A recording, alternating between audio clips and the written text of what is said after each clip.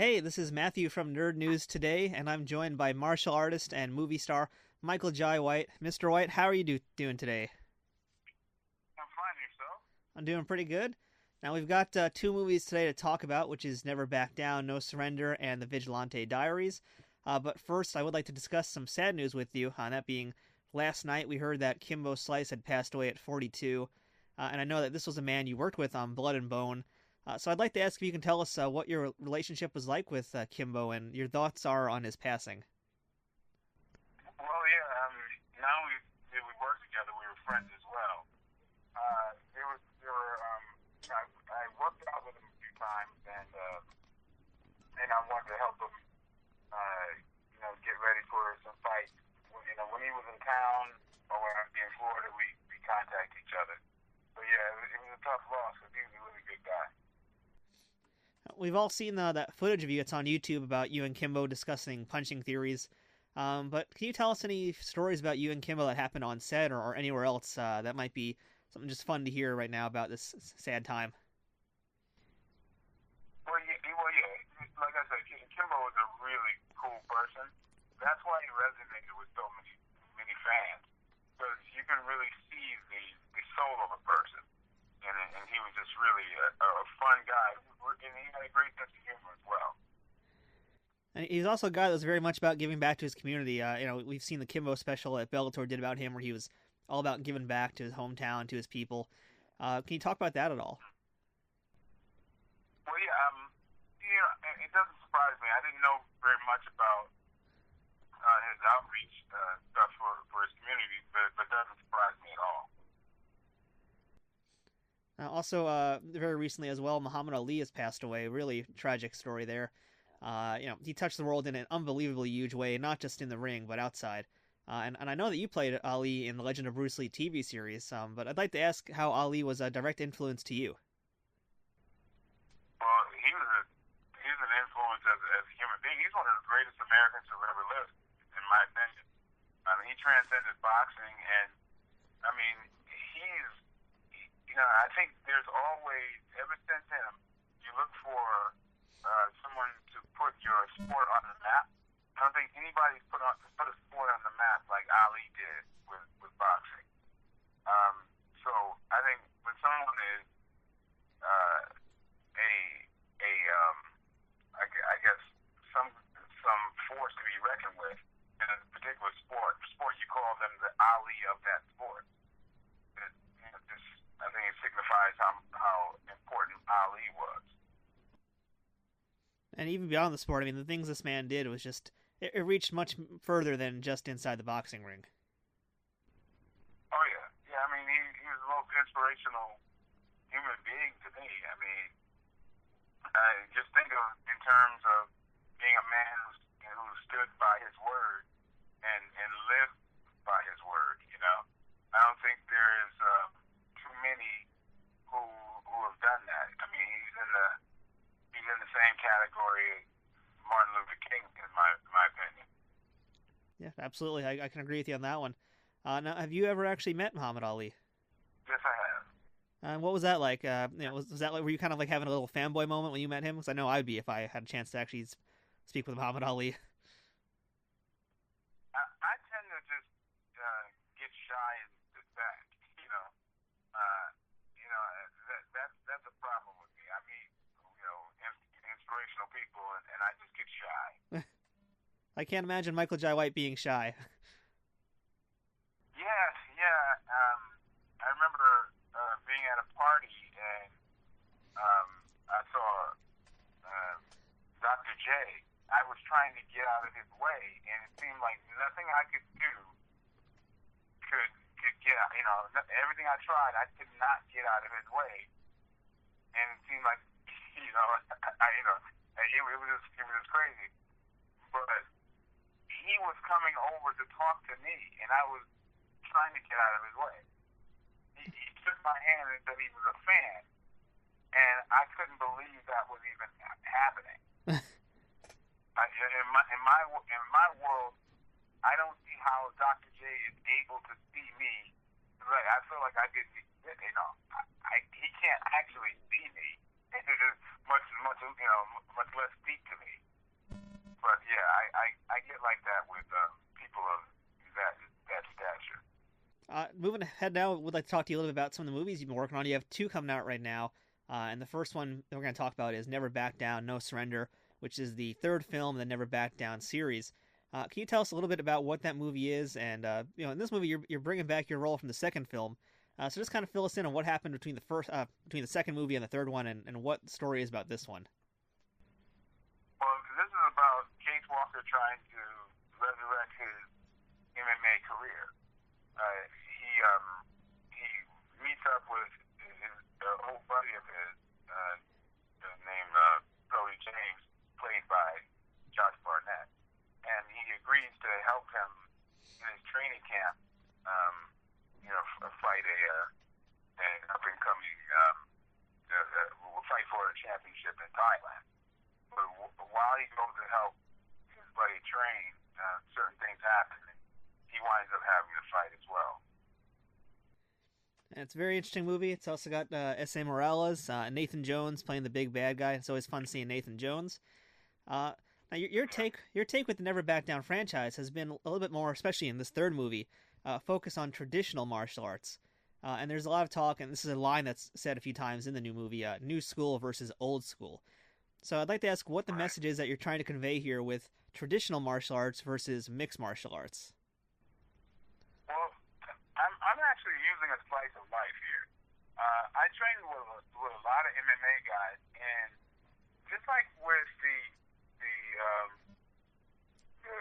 clip of myself and Kimbo Slice that's been seen like something like 15 million times. What the concept of untelegraphed blows is a traditional concept. The concept of how I move forward is something that comes from kata and traditional martial arts. There are a number of new fighters like Stephen Wonderboy Thompson, to some degree Conor McGregor, that use aspects of traditional martial arts in their movement. And what I'm doing in this movie is displaying some of those concepts and how they are useful in modern MMA. And I think that's something that's very evident in the film, and something that you yourself have talked about a lot. I've heard you before talk about wrapping your hands versus not wrapping your hands, which is also one of the dialogues in the movie. And something else, I guess, related to that, this is something I had heard you say on interview with Access TV, was that you felt that a lot of MMA fighters are not necessarily true martial artists. Can you explain a little bit about that belief, and if you still believe that? Oh, I absolutely believe that, because a martial artist is more than just a fighter. There's a way of life to a true martial artist. There are principles of discipline, respect, training, and just certain ways that you go about life that a true martial artist follows that has nothing to do with sport MMA. So the two, I feel like the more of a fighter I had become early, the less of a martial artist I was, because all I did was concentrate on that one aspect, and the other aspects of training my form, training in a very religious manner, things that were non fight oriented. Those things made me more of a complete person, and then discipline sometimes means doing something that you don't want to do. If I was, if it's easy for me to be a fighter, that doesn't take as much discipline as when I have to work on getting my technique together and my flexibility and everything else being an all-around martial art. So of course there's certain martial arts concepts of discipline with anything, and if you have to be disciplined to be a fighter, but that's not the same discipline as being a well-rounded martial artist. So would you say then, or it sounds like you're saying a little bit, that the sport element is kind of taken out a lot of the philosophical application of the martial arts and more so that discipline element, which is, I guess in this case, fighting not to get into a fight, but to defend yourself. Well, the self-defense, that's one part of it, but the greatest contribution of martial arts is your discipline, okay? I may be physically dominant to someone else, but say if that saves just somebody half my ability, trains every day as a martial artist should, and gets better. It's about his discipline and work ethic that makes him a better person, and it's about overcoming obstacles, right? So mentally, that person is better equipped at overcoming obstacles than I am, just relying on my physical ability. Sometimes I think in a male-dominated society, we tend to think of the gladiatorial aspects more than the disciplinary aspects. But with discipline, I could accomplish anything. With fighting skills, I only can accomplish fighting. It's people miss the forest for the trees. Now, I hope at some point you're going to write a Tao of Jeet Kune Do version by Michael Jai White, because this is it's all very interesting stuff to hear. Yeah. Now, something else I'd like to talk to you about. There's a running gag in Never Back Down 3, which is where people mistake you for other black athletes or actors, and especially Quinton Jackson being one of them. Has anyone ever mistaken you for someone else like that before? Yeah, I wrote the truth. A lot of people, when I shave my hair bald, people confuse me with Quentin Tarantino, Quentin Rampage Jackson. But recently, strangely enough, I've been mistaken for John Jones. Wow. Like about 5 different times, where people have thought I was John Jones, and I couldn't get it. But my own wife sees some similarity. I guess there's a few pictures that we might look, like I say, a little bit related. If you squint a lot, maybe, but I don't know. That's a big jump. Yeah, she actually showed me the picture, and actually, it's one of the pictures for Never Back Down 3, No Surrender. And she pointed it out, and I said, "Oh my God, there is a little similarity." I had to agree with one of them. All right, I'm gonna have to look for that picture now. And yeah. Something that's been in the Never Back Down series, a theme in the films has always been social acceptance, and I feel like with Never Back Down 3, which you had a hand in writing, I believe, you touch on some heavier issues that are a little bit more subtle, especially with Stephen Quadros' character and his Confederate flag tattoo, with white gym culture, and again, like how your character gets mistaken for other black celebrities repeatedly through the entire movie. So you can correct me if I'm wrong here, but I feel like the film is kind of addressing some latent and blatant racism with this movie. And I wanted to ask if that's your intention with this movie when you're working on this, and if it is, what's the ultimate message that you'd like viewers to take away from it? Well, I mean, that's a little bit of just a little bit of slice of life, and it's a little bit of humor. Really, I'm not one to even think about race very much. I mean, it's just you are who you are, and sometimes that happens. I mean, I'm sure there's white people who get mistaken for other white people. There's a lot of fighters who may be mistaken for other fighters. So I don't think that's a race issue. I bet you if I asked Boss Rutan how many people has he been mistaken for, I'm sure he'd have more than 2 handfuls of it. So it has nothing to do with race. Okay. Now, 'cause watching the movie, especially, I've always thought martial arts movies, in particular Bruce Lee's movies, they've always had a little bit of an element of civil rights in them. And, speaking about Jim Kelly and Ron Van Cleef films, I've always kind of noticed that as well, especially. I mean, is this something you maybe are thinking about working on in future works? Well, yeah, I definitely want to do movies with content that interests me. I would never want to do a martial art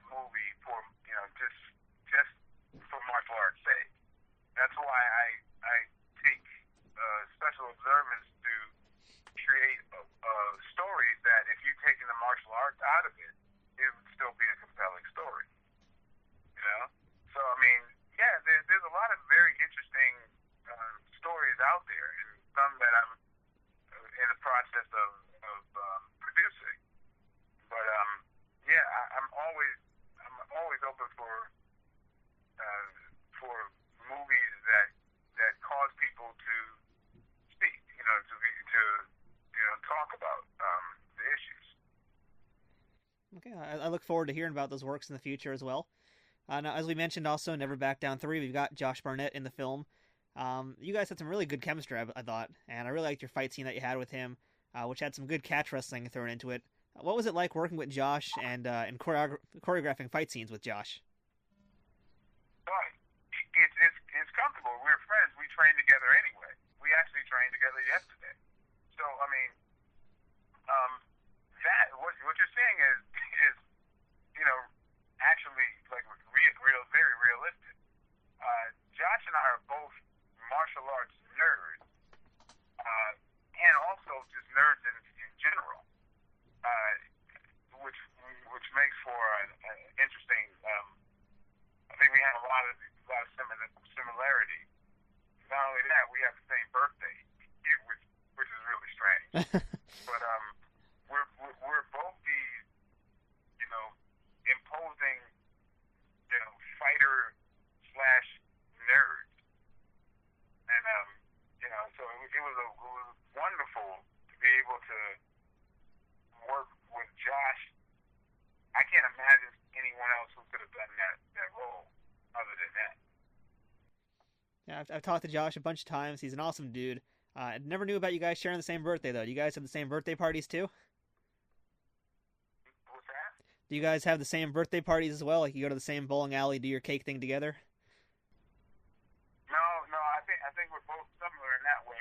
But I don't really celebrate my birthday, and I think we're both the type of people who like to throw parties for people, but would be uncomfortable having a party thrown for us. Now, you also have coming out later this month another movie, which is The Vigilante Diaries, which has a really star-studded cast there. Can you tell us a little bit about that movie? Well, yeah, I mean, it's an action movie, more in the traditional sense. This is a movie that takes you to, so many places. Europe, Armenia, the United States, it's all over. And, it's a fun ride. It's one of those popcorn type movies. You want to sit back and just kind of be entertained. I didn't have a chance to see this one yet, unfortunately. I did watch Never Back Down 3, but haven't had a chance to actually see Vigilante Diaries just yet. But I do know that the film has Chavo Guerrero, it's got Michael Madsen, it's got Quinton Jackson, it's got Jason Mewes. Pretty big cast of characters here. I mean, what was it like working with these guys? Oh, it's fun. I mean, Quinton's a friend of mine. It's funny. Quinton and I are in 3 movies together in a course of 1 year. We have another movie coming out later this year called Cops and Robbers, where we played brothers. But I mean, it was a lot of fun working with those guys. It was the first time getting to work with Danny Trejo and also Michael Madsen. Michael Madsen and I have been friends for years, but this was the first time we got to work together. Now, on the topic of Quinton Jackson here, he's got a fight coming up. I think it's basically the same day as when the Vigilante Diaries actually comes out. That's going to be against Satoshi Ishii at Bellator Dynamite 2. So what's your prediction for that fight? I don't know the other guy. But it's not like even if I knew him, I'd vote against Quinton. So I guess my vote would be for Quinton. All right, I'll take that. That's a good vote. Now, working on Vigilante Diaries as well, you mentioned you and Rampage. You guys have worked on 3 movies coming out this year. And I know he's a little bit of a prankster. Has he ever done any pranks to you on the sets of any movies you've worked on together? No, he doesn't want that. He doesn't want that. I think he'd be in over his head if he tried to prank me. Last question for you.